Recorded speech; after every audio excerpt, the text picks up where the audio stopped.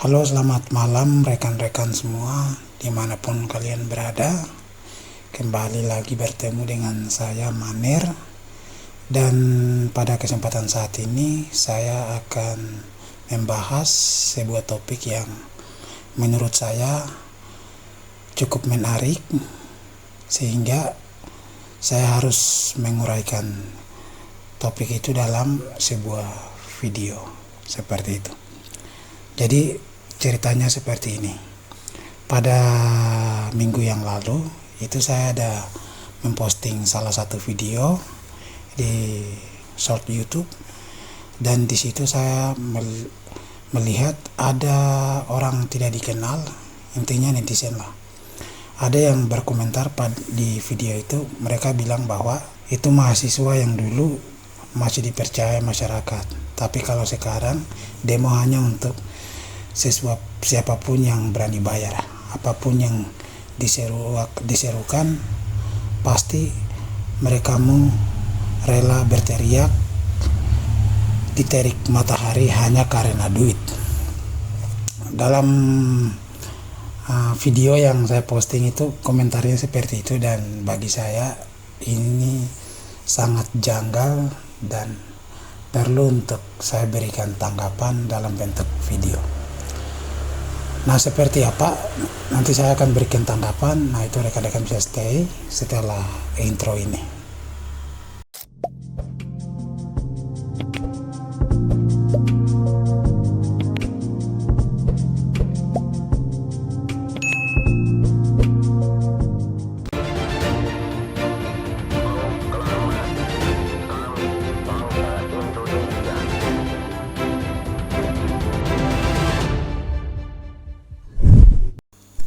Oke, tanpa lama-lama kita langsung saja pergi pada inti pembahasan dari video ini.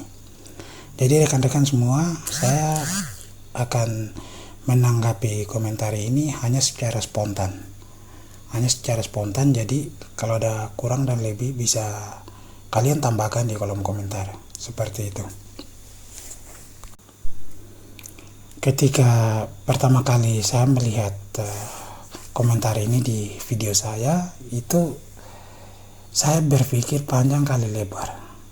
Entah yang berkomentar ini robot atau manusia, saya berpikir bahwa ini ada kemungkinan bahwa orang yang berkomentar ini dia tidak pernah ada di posisi mahasiswa, sehingga dia berkomentar seenak jidat saja. Ada kemungkinan bahwa orang yang berkomentar adalah buzzer yang memang ada di istana, sehingga dia bisa menyampaikan seenak jidat seperti itu. Nah, rekan-rekan semua, saya juga ingin menyampaikan beberapa poin, ingin meluruskan komentar-komentar semacam ini supaya opini-opini liar yang sangat menyesatkan ini tidak menyebar ke kalangan kita punya adik-adik yang masih pelajar maupun mau masuk perkuliahan. Nanti mereka bisa jadi sesat dengan opini-opini liar kayak begini. Terus kita punya orang tua juga, kakak-kakak, itu jangan sampai mereka termakan. Sehingga kesesatan semacam ini harus kita luruskan. Seperti itu. Poin pertama yang akan saya bahas yaitu mempertimbangkan komentar ini secara logika saja. Coba kita bayangkan saja bahwa setiap kali ada aksi dari mahasiswa, itu kalau mereka turun ke jalan, itu jumlahnya bukan puluhan orang, itu jumlahnya bukan ratusan orang, tapi bisa mencapai ribuan orang. Dan mana ada pihak-pihak tertentu yang bisa suap manusia yang sebanyak itu, jumlah ratusan sampai ribuan orang. Siapa yang mampu bayar kalau memang dalilnya adalah hanya melakukan aksi untuk sesuap nasi?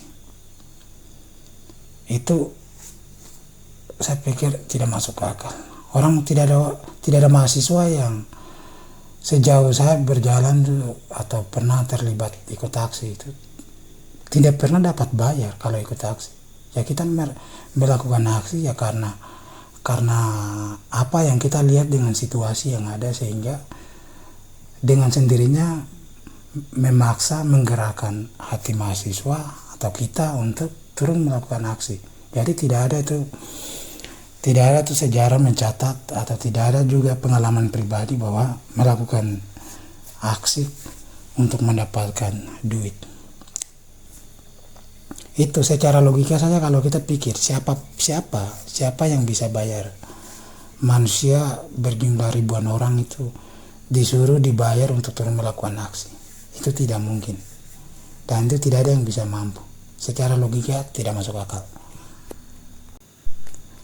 Mungkin ada pihak-pihak tertentu yang pernah dibayar untuk turun melakukan aksi, tapi itu adalah dugaan-dugaan yang memang sejauh ini belum bisa dibuktikan secara nyata, juga dibuktikan secara valid bahwa orang ini terbukti disogok untuk turun melakukan aksi. Itu sejauh ini belum ada kebenaran yang membuktikan itu, sehingga opini-opini sesat yang tadi, komentar-komentar sesat yang tadi itu tidak bisa dipercaya, dan itu tidak bisa dianggap juga sebagai sebuah kebenaran yang harus dipercayai dan harus bisa dibenarkan di publik atau di kehidupan masyarakat seperti itu. Itu yang poin pertama. Dan yang poin kedua itu kita melihat juga pada sejarah dari bangsa ini, bangsa Indonesia atau negara Indonesia sendiri. Dari sejak awal negara ini terbentuk, bahkan pasca sebelum negara ini terbentuk, itu yang menggerakkan massa, yang menjadi pelopor, yang kerja-kerja teknis di dalam, yang turun melakukan aksi demonstrasi untuk mendirikan negara, itu semua dilakukan oleh mahasiswa. Dan itu tidak hanya berhenti di situ, itu berlanjut sampai tahun 1998. Semua orang tahu bahwa reformasi itu. Nah, di situ mahasiswa tidak diam. Mahasiswa semua dari Jawa sampai Makassar itu semua turun jalan. Bahkan mahasiswa yang ada di Makassar itu datang ke Jakarta untuk ikut terlibat melakukan aksi gugatan, dan pada saat itu mereka berhasil menggulingkan rezim Soeharto. Nah, ini adalah fakta-fakta sejarah yang membuktikan bahwa mahasiswa terlibat dalam rentetan panjang itu. Dan tidak hanya sampai di situ. Itu maju dari setelah reformasi, itu maju sampai tahun 2025 sekarang, awal tahun kemarin, itu kawan-kawan mahasiswa masih terus turun ke jalan menyuarakan isu-isu yang memang menjadi keresahan di masyarakat. Mereka juga menyuarakan kebijakan-kebijakan pemerintah yang memang sama sekali tidak pro kepada masyarakat, sehingga yang pertama angkat suara, angkat kaki, angkat tangan, dan buka mulut adalah kawan-kawan mahasiswa. Mereka yang selalu ada di garda terdepan untuk menyuarakan isu kemanusiaan, isu yang ada di masyarakat mengenai ekonomi, dan lain-lain. Semua isu itu biasanya disuarakan oleh kawan-kawan mahasiswa. Fakta, itu adalah fakta yang memang sudah berjalan selama puluhan tahun. Pada beberapa tahun belakangan ini juga memang kalau kita lihat ketika ada agenda-agenda besar yang memang berlangsung serentak di Indonesia, macam aksi tolak Omnibus Law yang tepat pada tahun 2020 silam, itu memang yang bergerak itu mahasiswa yang bergerak, dan mereka yang turun ke jalan menyuarakan isu sosial atau kebijakan pemerintah yang memang sama sekali tidak pro kepada masyarakat pada saat itu. Dan pada saat itu juga saya melihat itu adalah aksi yang memang besar-besaran terjadi di seluruh wilayah Indonesia. Untuk di bagian Jawa Timur, khususnya di Jember sendiri, itu saya sempat terlibat ikut aksi pada saat itu. Saya melihat itu mahasiswa yang datang untuk melakukan aksi. Itu jumlahnya sudah bukan ratusan lagi, jumlahnya sudah ribuan. Kalau kita total dan kita perkirakan itu ada sekitar 10.000 bahkan lebih mahasiswa yang waktu itu turun ke jalan. Mereka melakukan aksi di depan bundaran DPR Kabupaten Jember. Itu mahasiswa bukan sedikit. Tidak bisa kita kecilkan dan tidak bisa kita sepelekan dengan opini-opini liar yang memang menyesatkan ke publik. Karena mereka selalu responsif, mereka selalu buka mata melihat situasi yang ada. Mereka selalu melakukan pembacaan sesuai dengan kehidupan masyarakat. Bahkan mereka juga melakukan pembacaan terkait dengan kebijakan-kebijakan pemerintah yang berlangsung setiap tahun. Ketika ada yang tidak beres, sehingga mereka adalah manusia-manusia pertama yang akan angkat suara dan mereka yang akan menggonggong ke pemerintah. Dan mereka melakukan itu secara sukarela, tanpa dipungut biaya, tanpa digaji. Mereka melakukan itu. Bahkan pengorbanan daripada mereka, pengorbanan waktu, pengorbanan tenaga, bahkan sampai ada beberapa mahasiswa yang memang mereka punya perkuliahan terhambat hanya karena sering terlibat di dalam aksi-aksi.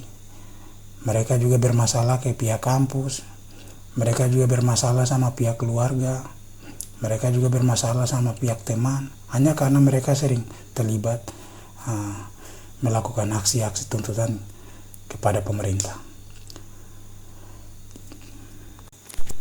Dan aksi-aksi tuntutan yang sering mereka lakukan itu sama sekali tidak membawa kepentingan mereka secara pribadi. Mereka melakukan itu, tuntutan itu untuk kepentingan banyak orang. Tidak ada kepentingan pribadi yang mereka bawa di situ. Dan itu saya secara pribadi saya merasakan karena saya pernah ada di posisi itu.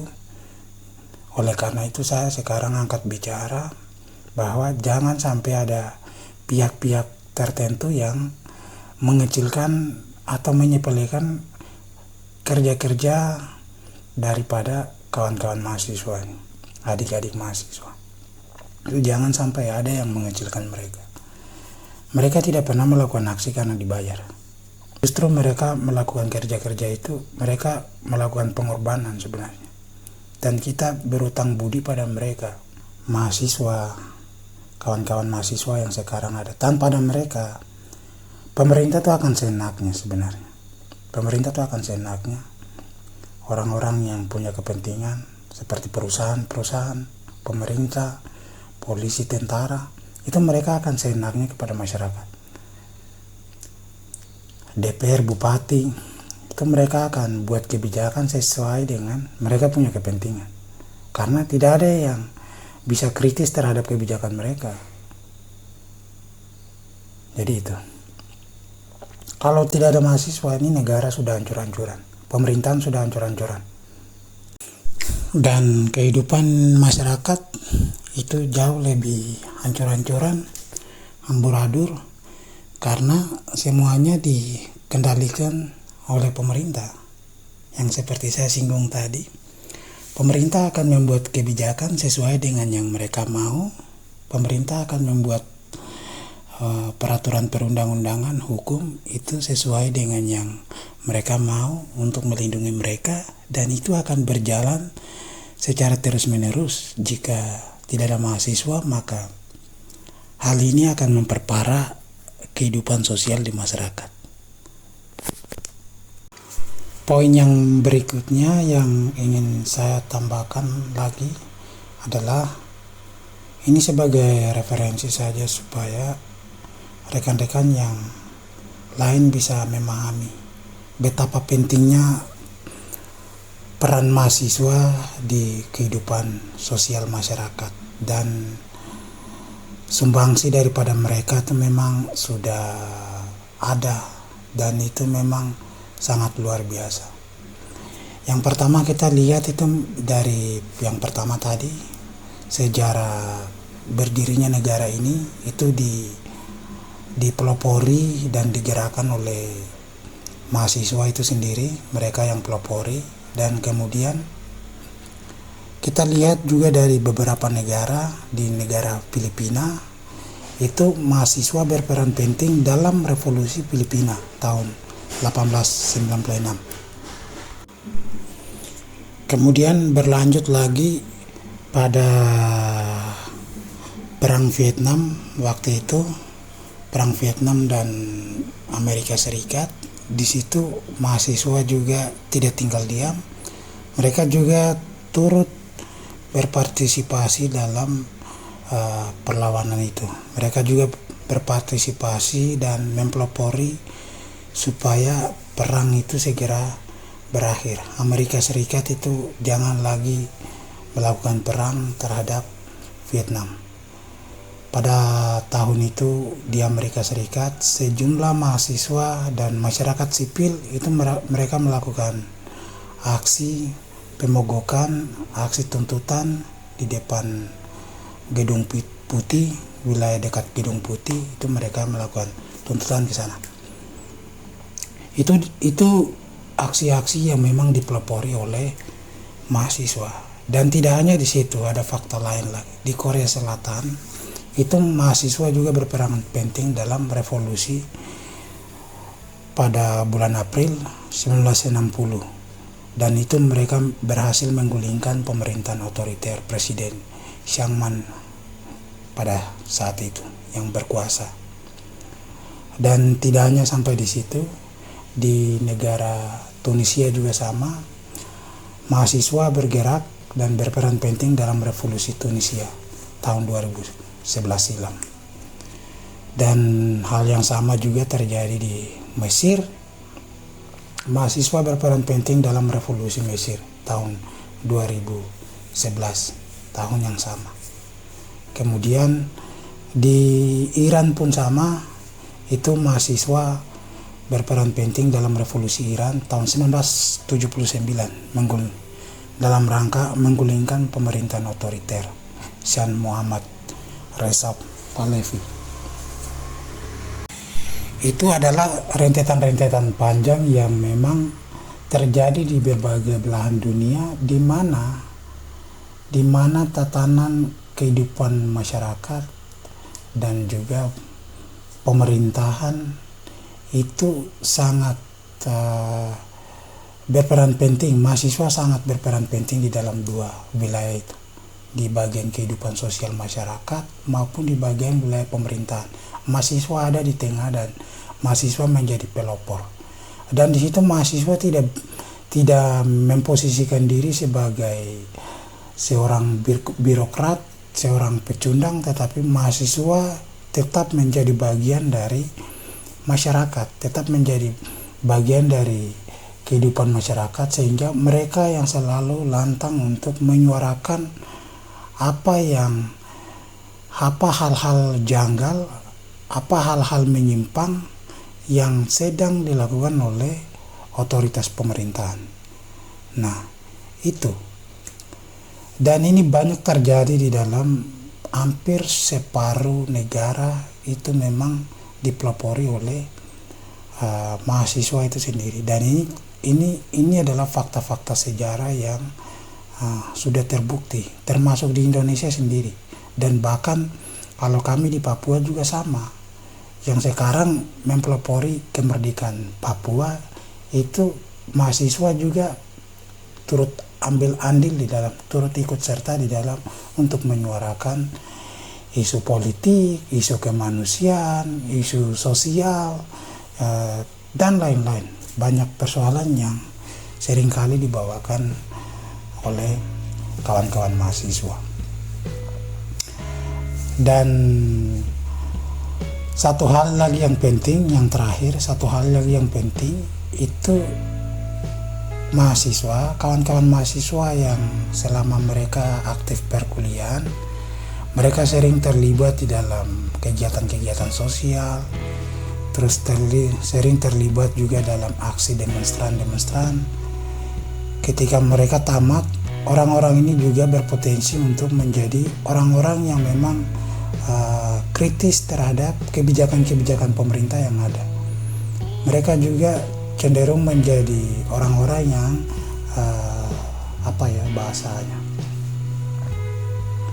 orang-orang yang selalu independen dan selalu melihat apa yang dilakukan oleh pemerintah. Jika salah, maka mereka akan kritik. Dan satu hal penting lagi yang perlu kita ingat dan harus diingat oleh semua orang, bahwa partisipasi dari mahasiswa itu memang sangat besar untuk peradaban manusia di bumi ini, di planet ini. Mahasiswa punya partisipasi itu sudah sangat besar, jadi tidak bisa dikecilkan dengan alasan apapun. Mulai dari tahap aksi-aksi advokasi yang sering dilakukan oleh mahasiswa di jalan, maupun bagian dari perkembangan dan kemajuan ilmu pengetahuan di dunia, di bumi ini, bahkan secara khusus di Indonesia ini. Dan hal-hal lain semua itu banyak dipelopori oleh mahasiswa, atau partisipasi mahasiswa itu memang sangat luas cangkupannya di kehidupan kita, sehingga hanya karena hal-hal sepele, hanya karena seseorang tidak memahami konteks-konteks dari mahasiswa, lalu mengeluarkan narasi-narasi atau mengeluarkan kalimat-kalimat yang menyesatkan, itu tidak boleh sekali. Kemajuan peradaban ini kalau boleh kita bilang ini dipelopori oleh mahasiswa, oleh orang-orang yang intelektual, oleh orang-orang aktivis yang mereka ambil andil secara aktif, sehingga perkembangan dunia ini terus mengalami evolusi. Itu karena adanya orang-orang terpelajar. Kalau tanpa mereka tidak ada kemajuan di bumi, tidak ada kemajuan di Indonesia, tidak ada tatanan kehidupan sosial yang baik, tidak ada kontrol yang baik. Itu hal penting yang perlu saya ingatkan di akhir. Jadi begitu luasnya cangkupan atau peran daripada mahasiswa dalam kehidupan bermasyarakat kita, sehingga tidak bisa disepelekan seperti itu. Ya mungkin itu saja penyampaian saya secara singkat, atau tidak tahu ini panjang atau singkat, ini saya kurang paham juga. Nanti rekan-rekan mungkin ada sudut pandang lain terkait dengan apa yang saya sampaikan, ada kurang atau ada lebih, tolong kalian bisa menanggapi nanti. Mungkin itu saja, kita akan bertemu lagi di lain kesempatan. See you. Kalau bukan karena demo, mungkin Soeharto telah menculik orang tuamu. Kalau bukan karena demo, mungkin pajak dan harga BBM akan naik berkali-kali lipat. Dan kalau bukan karena demo juga, mungkin uang sekolahmu atau uang kuliah anakmu menjadi puluhan juta. Jadi berhenti menghina mahasiswa yang tengah melakukan demo, karena mereka rela berteriak di tengah terik panas matahari, bukan untuk kepentingan mereka sendiri. Sebenarnya itu juga untuk melindungi kepentingan hidupmu dan keluargamu. Tapi apa yang kau balas untuk mereka? Kau hanya duduk manis. Kau malah menggunakan jempolmu mengetik hujatan untuk mereka. Ingatlah, gajimu tidak jadi dipotong tapera karena mereka melakukan demo. Ayolah, anjing saja tahu caranya berterima kasih. Kuharap kau lebih pintar dari seekor anjing. Jadi jangan menutup mata. Jika tidak ikut berperan, maka diammu sangatlah membantu.